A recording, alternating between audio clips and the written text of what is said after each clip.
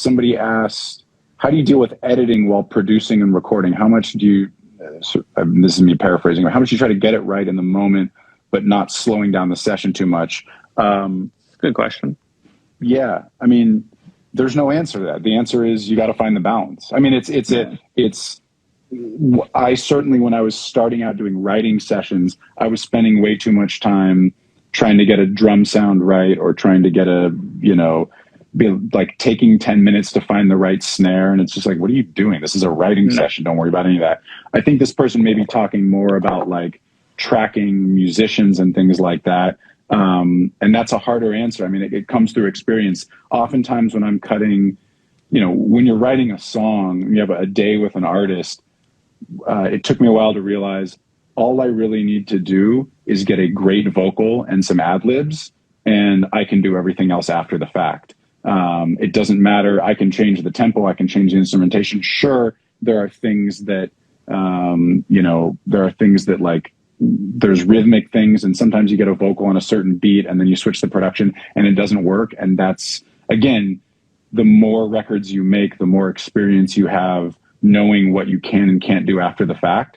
And there's just there's no answer to that other than it comes from experience. And people still don't get it right. Like, if I have a day with an artist, I have to get a vocal out of them. And even if the track isn't quite there, I get the vocal. I mean, that's really the thing, is I get the vocal by the end of the day. You might never see them again. I might never see them again. And by the way, and it does happen sometimes, but there's always conversation like, oh, you're in town for another, we can come in and get an hour. And that doesn't happen nearly as much as you think it does. Everybody's excited in the room. Oh, we're going to do a bunch more. It's cool. You're in town.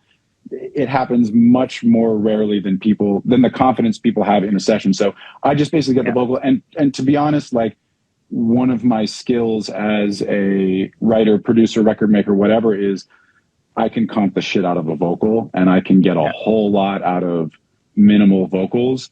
And that skill set has served me very, very well.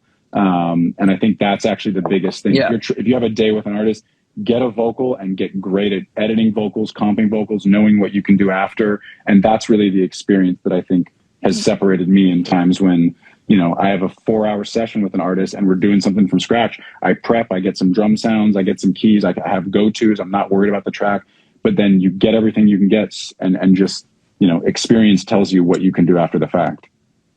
Yeah, and don't have an end of day bounce for them. Hell no. So that's where you know what I mean? And I think you're just, if it feels too long, it's been too long.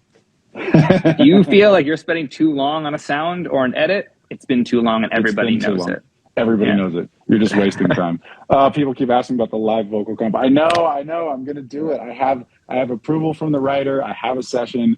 I've just been busy. As I always say, I've been busy with my day job of making records. I really plan to do this vocal comp on Twitch or whatever it is. I'm really sorry I haven't done it. Thanks for watching. Just a reminder, all of this content is free. There's no secret knowledge here. There's no Patreon. We don't read ads. We don't have sponsors. We're just trying to build a knowledge base. All that we ask in return is that you share it with somebody. Thanks so much.